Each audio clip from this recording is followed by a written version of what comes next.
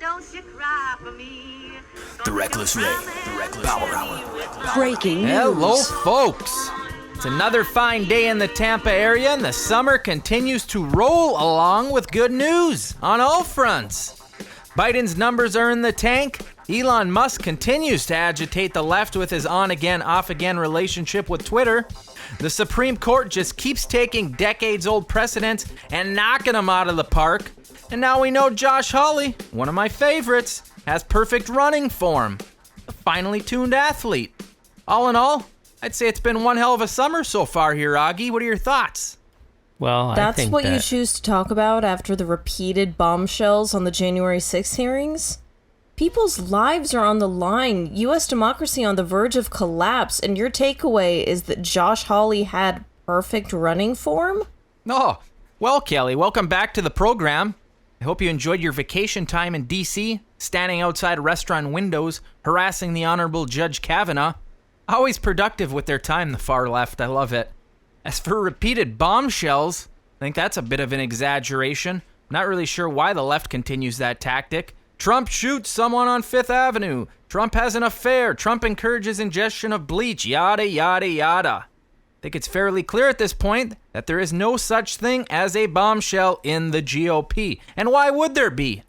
Barring Q comes out as a black man, I think that cake is pretty well baked.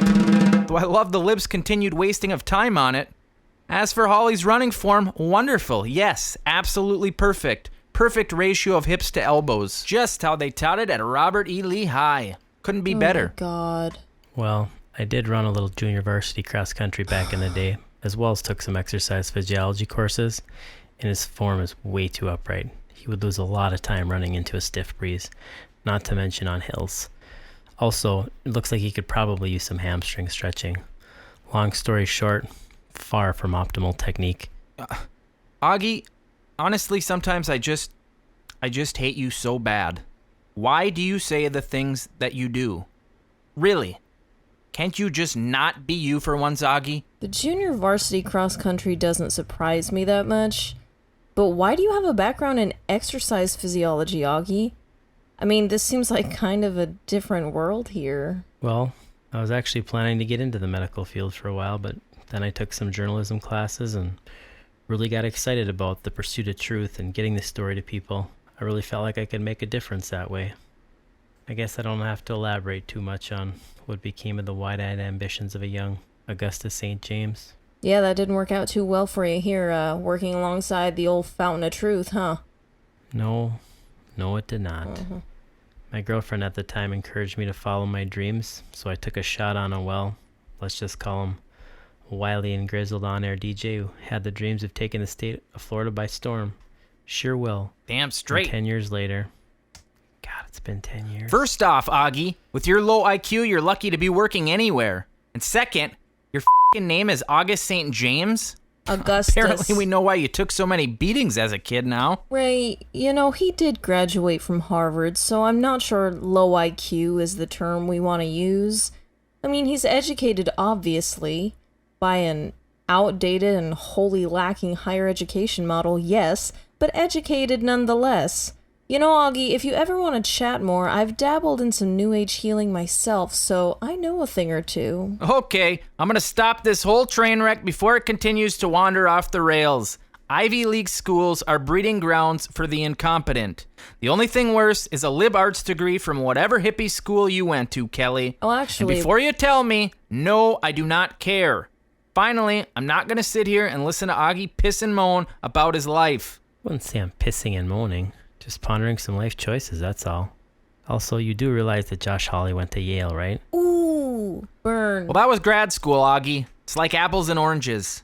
Undergrad is where the real perversion of the mind takes place. And whatever self-reflection/wallowing you're doing here today, we don't have time for it. I have an exciting new segment to introduce today, and I won't be sidetracked with your depressing life or Kelly's save the world, education, green whatever. I have a dream garbage. It's not a dream, Ray. It's the way life should work, and anyone that doesn't see that is just, honestly, just a bad person. And why wasn't I told about whatever new segment you have planned? I'll say it again, Ray. I am the co-host of this show, whether you like it or not. So I'm not sure why you want to keep acting like that's not the case. Note the name of the show, Kelly.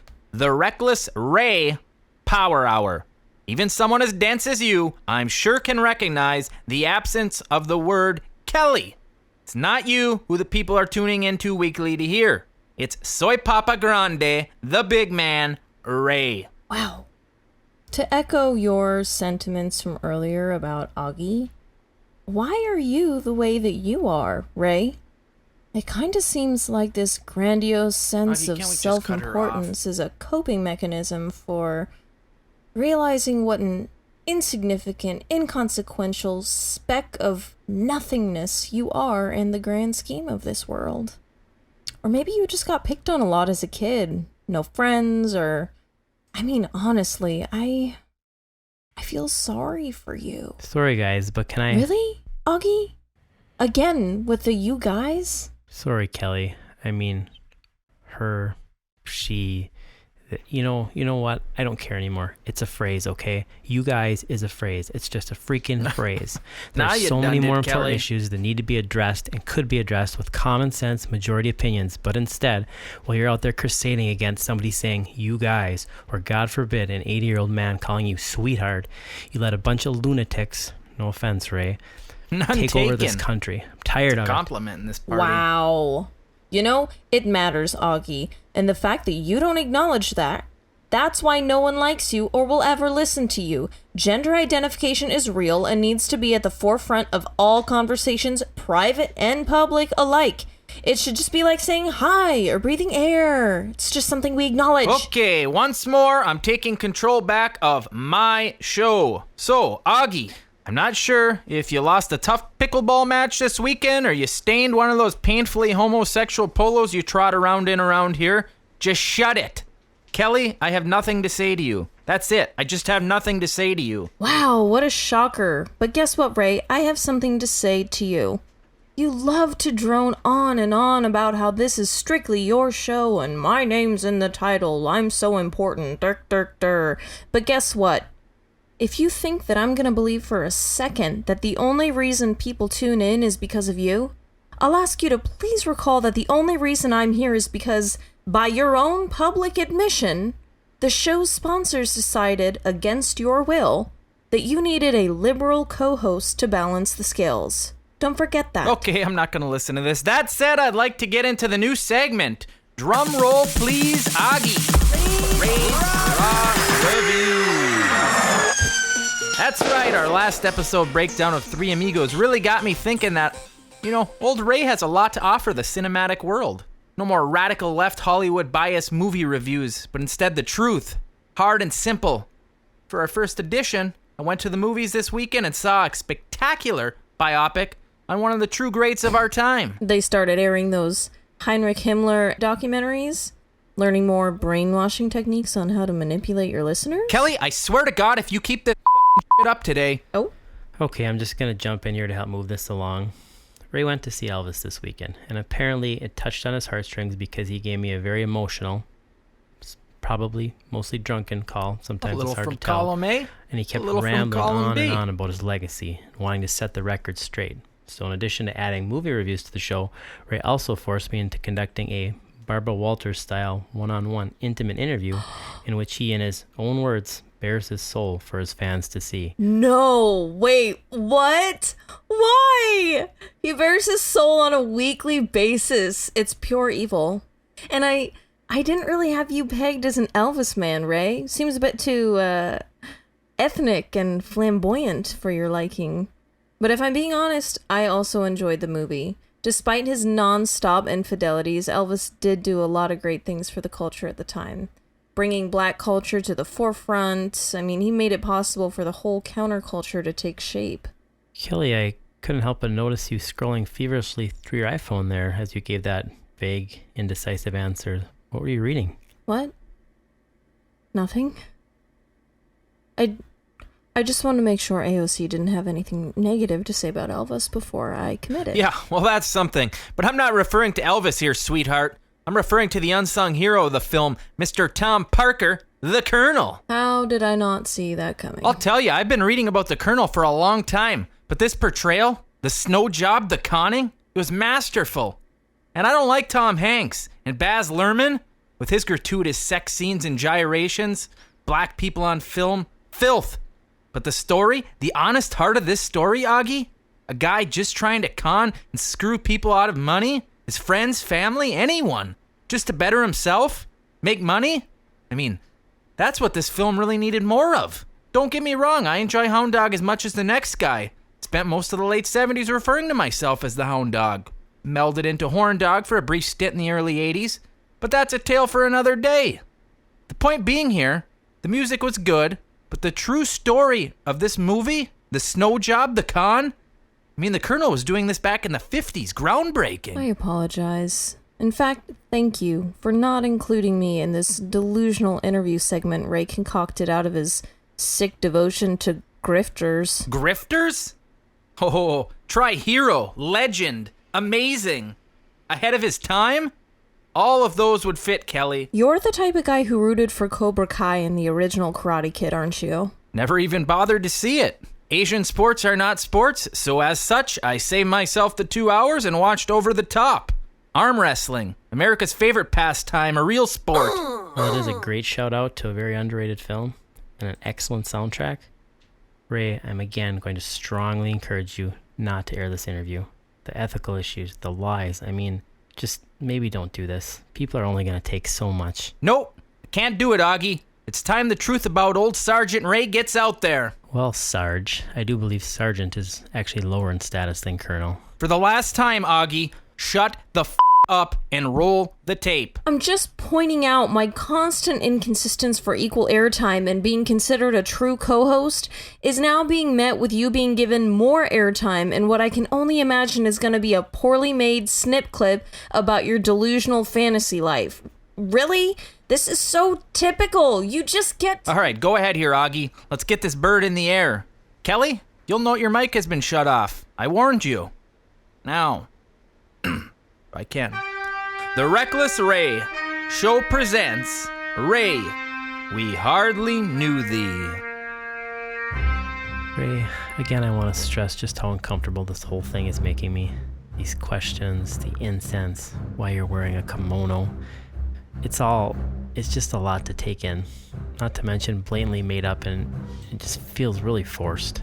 Auggie, you continue to disappoint me. How long have you been with me here, Auggie? And you still don't get it. People are idiots. Whatever we tell them, they will believe.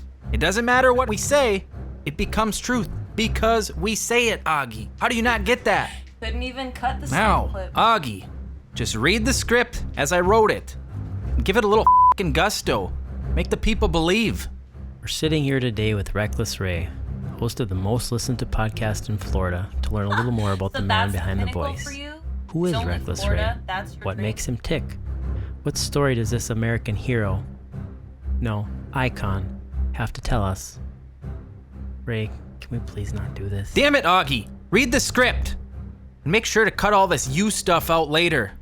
Now, that said, well, thanks for having me here today, Jay. Our listeners are going to know I'm not Jay Leno. Again, it's a pleasure being here today, Jay. Yes, I'd love to talk more about my past, some of the things I've learned along the way, and maybe, just maybe, help make the world a little bit better place. Read the first question, Auggie. Now, you live quite the life, Reckless. Colonel. Call me Colonel. You've had quite the life, Colonel. You actually were, it says here, a songwriter in the 70s and helped create some of America's favorites. Is that right? Well, that's right, Jay. Jim Croce and I did sleep with many of the same women. And to say that I played a small role in Bad Bad Leroy Brown, it's really frankly underselling it. Original title was Bad Bad Reckless Ray, but the producers, mostly Phil Spector, I'll tell you, I knew he was an asshole way back then, wanted it redone. And being the team player that I've always been, I let it go. And it turned out to be one of the greatest decisions I've ever made. Entertainment is really it's really an art of a game of give and take, and I think my contribution there was pivotal, frankly. Let's keep it playing. Wow, Colonel. How have you managed to do it all? Music mogul, writer, extreme sexual dynamo, Dynamo? Really, Ray? Ray, knock this shit off. We can't air this. I told you 10 times yesterday not to play this. Kelly, thanks for telling me. What the Kelly? You tattled on me to the sponsors? If by sponsors you mean your Uncle Winston who owns this house, then yeah, I tattled, Ray. Oh, thank God. Things really started to get weird in the next couple minutes. Suffice it to say, the kimono did not stay draped on Ray's body for that entire 6 hours. Nor was he indiscreet with his sexual conquests. Honestly, I never even heard of some of the things he was talking about.